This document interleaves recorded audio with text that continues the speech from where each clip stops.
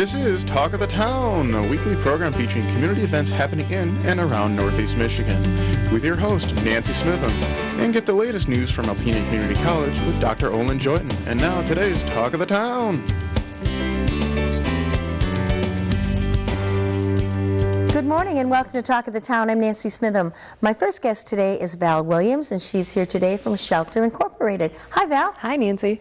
Good to have you on. It's been a while since someone from Shelter's been on, and having been a past board member there and have done some fundraisers for Shelter in the past, I realize the importance and how fortunate we are to have such an outstanding shelter. I don't want to say women's shelter because men are victims of sexual assault and domestic violence too. And to have that wonderful shelter in our community be so prevalent, have your services out there, easy to access. So I'm glad you're here today so we can talk a little bit about what you do at Shelter Incorporated. Thank you. And thank you for mentioning that about the women's shelter idea, because that is something that is attached to our name. I think because our name is Shelter Incorporated, it's easy to equate that with women's shelter or women's resource center, etc. And we are just so much more than that. And Shelter Incorporated, a lot of people don't realize, we actually focus on not just domestic violence, or not only domestic violence, but also sexual violence as well, to include men, women, children.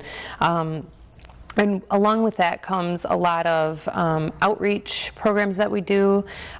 Most times victims of sexual violence aren't looking for the same things as victims of domestic violence. So to lump all survivors in one category kind of discredits, people as individuals. So sexual violence is very prevalent in our community. We were talking a little bit before the show how people say, oh, we don't need to be concerned about that, but you do, and it takes many different forms. Absolutely. It has many different forms. Sexual violence affects all age groups. Elder abuse is a common safe term that people use because the word sexual violence is a hard word to say, and it's a hard topic to talk about, especially because it is so prevalent. So many people have been affected by that. Sometimes it's just hard to have a discussion about that. National statistics say that every 2 minutes someone is sexually assaulted. Wow. So just knowing that, and then knowing how prevalent this is in our community, we have taken on a program that is administered by the Department of Justice, and we are one of 5 other sites in the nation doing this, looking at expanding our services to be more accessible to survivors of sexual violence, and we're talking from all walks of life.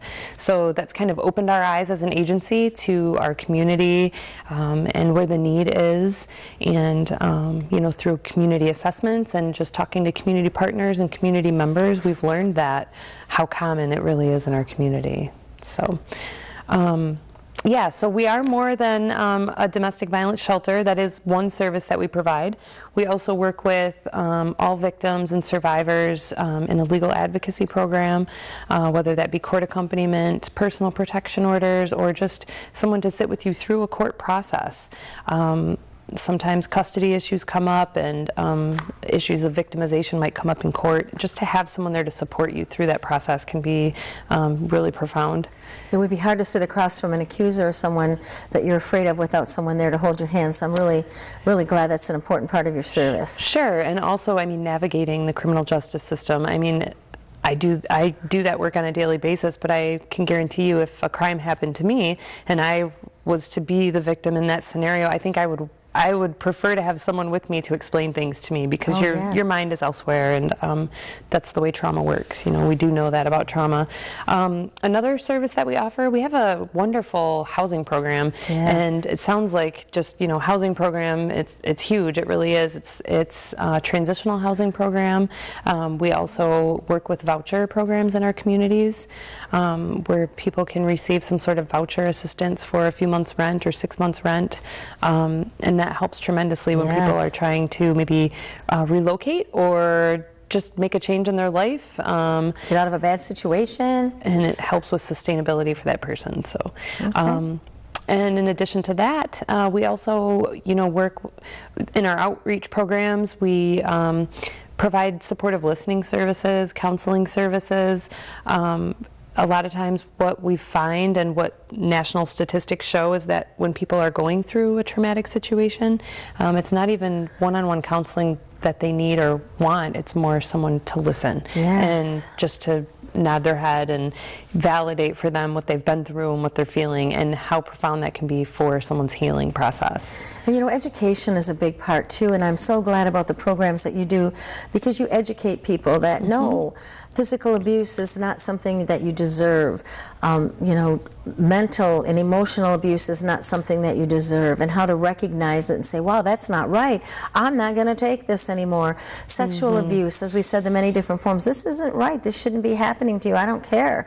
So the education that you do is so important to let people know what's normal, what they should expect, what they shouldn't expect in their lives.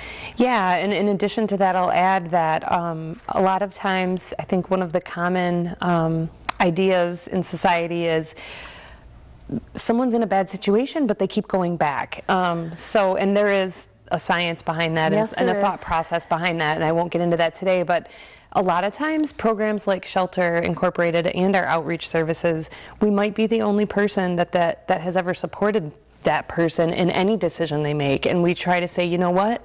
You are an individual. You make the decision that you need to make today. We're here in the future or now, whenever you need to access services. And we try to always leave that door open. And that can be really just paramount in someone's knowing that they have a safety outlet. And we do safety planning with people so that if they are in a dangerous situation, we can talk about ways that you can leave, how you can start getting things ready, preparing birth certificates and legal documentation, and different things like that. Also, our support group is an amazing outlet for support from other survivors. Again, whether you're a man or a woman, we actually have a support group right now for senior citizens, and that's interesting because it's probably one of our longest running support groups that we've had. So just getting some time with peers and talking about things that you've experienced and you can relate to each other, and so yeah. All right, and also have lots of volunteer opportunities. So if someone's interested in contacting you to find out more about Shelter, how do they reach you, Val? They could actually, if they want more information on our services, our office number here locally is 989-356-2560. And we also have, like you said, volunteer services. I want to put Shirley Diamond's name out there. She is our volunteer coordinator. And maybe you're more email savvy or internet savvy, not so much at picking up the phone. You can go to our website, shelterinkalpena.org. It's a mouthful, but you could probably Google Shelter Incorporated and find us as well. Contact Shirley Diamond. Her email address is there, and let her know that you're interested in volunteering. You could be a court accompaniment advocate volunteer. You could be an office volunteer. You could help on our crisis helpline. We have a multitude of opportunities for volunteers. So I want to thank you very much for being here, and I know we're going to come back and you're going to switch hats here in just a moment. I'll be right back following these messages. Hi, welcome back. I'm back with Val Williams. Today she's changed hats, and now we're going to be talking about Huron Humane Society. Hi, Val. Hi, Nancy. I know that you just held your mutt run in June. We haven't talked about it yet, but I know that you were overwhelmed by the success. Absolutely. As we talked about, this year overall has just been amazing for the Huron Humane Society and the community. And the mutt run was so I can't even explain how successful. Weather was perfect. The weather was awesome. We had a ton of bikes registered. We had more people participate this year. We had over 100 people and close to 100 bikes, 100 motorcycles. So you can imagine seeing all of those motorcycles go down the road. It was pretty awesome. Yeah, and that's just what an experience in itself. And then I always get kind of emotional when I'm with everyone, and I think all of these people are here to support our Humane Society. What an amazing group of people that come forward and put together their own event, and they really do. I mean, this is something that it's almost like a no-touch fundraiser for us, and we raised over $5,000. Amazing. Amazing. Denny Mayo, who is also chief from Chief's Bar and Grill, he organizes the entire route. He throws a party afterwards, a block party, and donates proceeds from that even to our organization. So thank you everyone for participating and supporting that event, because it was phenomenal. I saw lots of pictures on Facebook, so I know people had a really great time. It was an awesome time, and like you said, the weather was beautiful. So there was fun had by all, that's for sure. And, I think it's a testimony to the wonderful staff at Huron Humane Society. Absolutely. I think it's a testimony to what you do with the animals in our community. And I think it's a testimony to the community of Alpena, because they give until it feels good. I've always said that. And they are, our community here really is just so giving, aren't they? And speaking of giving, as this is being taped, your tag days just ended. Yes. Another great success. A wonderful success. And we are extending a contest that we were running in conjunction with Tag Day this year. We were handing out little coupons with a little note that said you could go to our website and register on our homepage to win a free cat or dog. Right, that too. We'll throw in a cat or dog. No, to win a contest to get a gift card for a business called Dog Tag Art. If you're not familiar with them, go to their website. It's dogtagart.com. We also have some information about their business on our website, and they're just a very giving, generous company that have offered to design custom dog tags and cat tags for our animals at the shelter. So they've also given us 5 free gift cards that we're giving out. All you have to do is register. You'll see right on the top of our homepage where it says input your name and email address here. That's all you have to do, and we are choosing 5 winners. I believe it's August 15th. So get your entry in before then, and 1 entry per person. And if you win the gift card, you can go online and design your own dog tag, and they have like the absolute funnest dog tags that like Squirrel Lover and I prefer kisses, not, whatever over treats. I don't remember exactly off the top of my head, but just really cute themes they have. So, and all these fundraisers that we talk about, that's the lifeblood of shelter, because you don't get any money. You're not supported by any other national or state groups. You're an independent organization. And give me an idea of at any one time, and we are a no-kill shelter, which is very important to me when I donate my money. Sure. Give me an idea of how many animals you might have at any given time. It really has been fluctuating a lot, but I mean, average, I would say 25 dogs and probably 75 cats at any given time, and it really does go up and down. We went through a period this winter where we were really down on dogs. We were down to like 5 dogs at one point, but we were doing a lot of adopting. We were doing a lot of promoting of adoptions, and which we still are, but for some reason we had more adoptions in the winter, and now a lot of strays are coming in.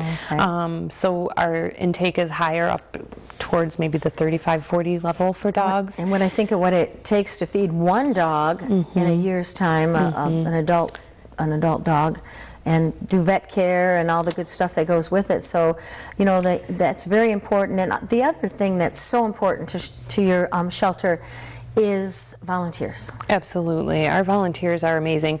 There have been a few weekends that I've gone out to help out in the mornings to let dogs out because it gets overwhelming.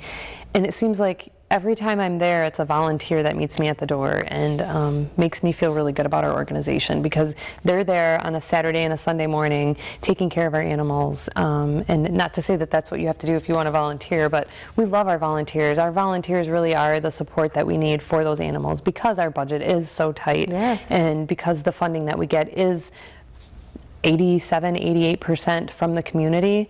The rest comes from local government allocations, which is minimal. Right.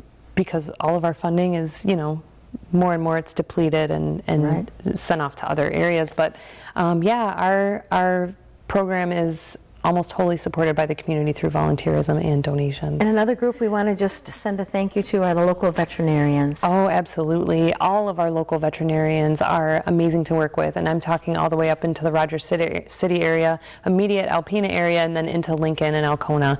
The veterinarians around here are very supportive of our shelter and also work really well with our customers who adopt from us. So we can't thank them enough for their support. And so when someone comes in and they find a dog they want to adopt, how do we adopt a dog? It's simple. We do have an application process. Okay. We like to ask a few really key questions about current living situation. Thank you. Yep.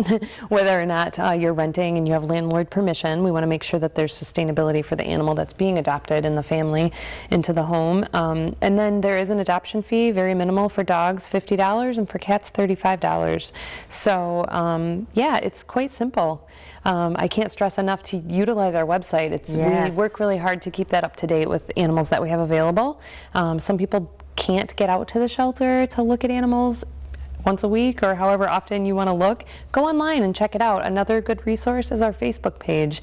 We're constantly posting new animals that come in or trying to feature animals that are maybe having a harder time getting adopted for various reasons, maybe because they just keep getting overlooked or, you know, not maybe the right they're person older. at the right time yet. Right, and we honestly believe that every animal has a perfect family out there. So, yeah, we work really hard to promote our adoptables. And your meet and greets are always a good place too? Absolutely, and that has consistently been Lori Steffen at Real Estate One. We've done other businesses in the area, but Lori has been every week, Thursdays from 10 a.m. until 4 p.m.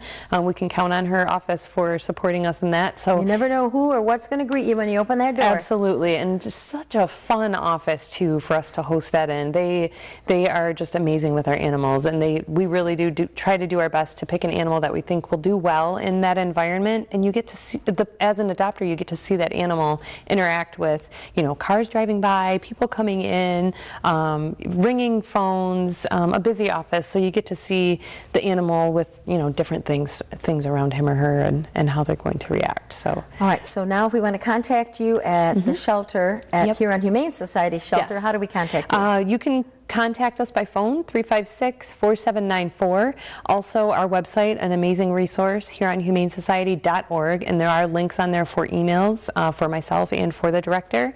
In addition to that, again, our Facebook page is a great way to get a hold of us. You can chat with our president in the chat box. You can also leave us a message, and we can get back to you. We're out of time. Thank you so much, Val. Thank you. See you next month. All right. So please stay tuned for Dr. Olin Jointon following these messages. Good morning. I am Jay Walterwright, Director of Public Information and Marketing for Alpena Community College, and this is Talk of the Town. With me this morning is Dana Labar, Director of the Student Support Services Program at ACC. Welcome, Dana. Hi, Jay. Good to see you, man. It's nice to have you back on the show. I know you're a veteran. Yes, sir. We're here this morning to talk about your program, which is Student Support Services. That's kind of a broad title.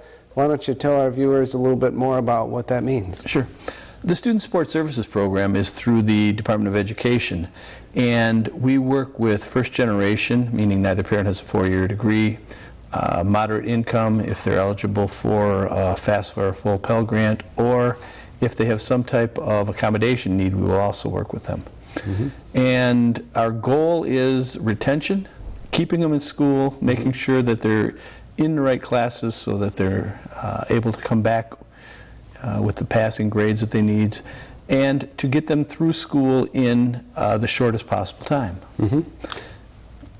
Getting them through school in the shortest possible time is more than just classes, is it not? Jay, we have a variety of programs that we offer.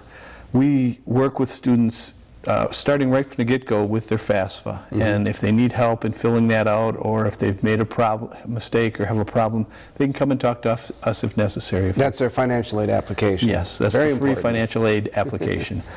Then we work with them in a variety of areas. I work with them all the way from day one, and I love doing transfer work with our students. We help them get into other colleges. We help them apply for scholarships at other colleges and do admissions.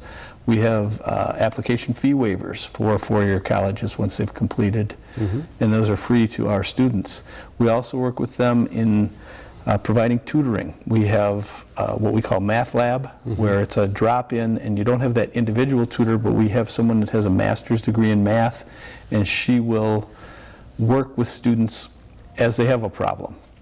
So they may be there for a half hour and only have one problem where they don't quite understand what's going on. That's been real successful for us. We also will work with students in a variety of other areas if they have possibly a personal issue or a housing issue and they want to come and talk with us. Any student that's part of our program, we have an open door policy for, and we will make sure if we can't provide for that need, we will help them find a resource. Sure. You mentioned finding the right classes. How is that important for students?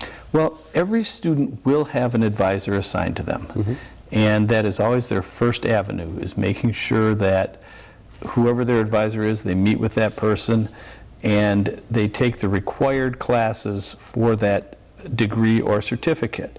Often a student will come in the summer when we may not have someone available, and we can then discuss what classes may or may not best fit, and they still should meet with their advisor if possible, but students are now allowed to sign up themselves online after their first semester. So oftentimes they don't want to try to wait, or they're unable to make that one-on-one contact with an advisor, and they will come and we will discuss it. We do equivalencies with other colleges. We can show them how to use both WebAdvisor and it's called the College Mall, and they can go to the College Mall and see what class from Alpena Community College will transfer and exactly what it will transfer as to any other four-year college in Michigan or some of the other two-year colleges. Great. Well, we all know that taking the classes is only part of the college experience. You mentioned helping students deal with non-classroom related things. Why don't you talk a little bit more about that? Sure. One of the biggest areas of concern that we currently have is students that come in without a great understanding of financial literacy. And financial literacy is that understanding, if you borrow money, you have to pay it back. And that seems so simple, but more and more I'm finding students say, well, I'll just take loans, I'll just take loans. We do not want a student to graduate from a four-year or a bachelor's university with $40,000 in loans and no job. That doesn't make good sense. So we talk to students about how to take the minimal amount of loans. If you have to take one, and many times you do, don't take the most you can get, take what you need. We talk to students about budgeting. We talk to students about not getting credit cards because, you know, over and over we hear the story, well, it was going to be for emergencies. And on average, students are graduating from a four-year school now with $10,000 in credit card debt on top of all their loans and everything else. And it's because people don't realize college students are the #1 target of credit card companies. Really? And they offer free pizza or a free hat just for filling out the application. You remember? Sure. You go to school and it's like, whoa, free pizza, all I got to do is fill out this application, I'll do it. And then they send you this credit card and it feels so good. It's like, yep, I've got credit, and you're proud of yourself. And you're only going to use it for an emergency. And, I don't know, maybe your friend is celebrating and you go out, and more we're seeing that, and I never knew this, but local establishments for people over 21, when they accept a credit card, they open a tab and they leave it open until you leave. Well, sometimes college students forget to pick up their credit card, and the next day they come back with $700 charged to it, and there's no recourse that those students have, and they say, but I didn't buy $700 worth here. You opened the tab, you didn't close it, we're sorry, but you're still, in that debt. Credit is a scary thing for students because they don't understand interest rates, they don't understand how long it will take them and how much they're actually paying back. Those are all things that are of great concern to us. So we have a 5-week, it's 1 day a week for 2 hours, based on some of the Dave Ramsey type philosophy. And any students that are willing to go through it, we will educate them as best we can in financial literacy. All right, we just have a few seconds left, but why don't you tell our viewers how students can get involved in your program? The best way to get involved is to stop in 108 Center, which is right across from the theater, and just fill out an application. And I can pretty much tell you when you walk in whether or not you will be eligible. All right. Well, great. Well, thank you very much, Dana. Thanks, Jay. That's all our time. And thank you. Thank you for joining me. Once again, I am Jay Walter-Wright, Director of Public Information and Marketing for Alpena Community College, and this is Talk of the Town. This has been Talk of the Town with Nancy Smitham and Dr. Olin Joyden. For a list of events taking place in Northeast Michigan, visit our website at www.wbkb11.com and click on Community. This has been a Thunder Bay Broadcasting Corporation production.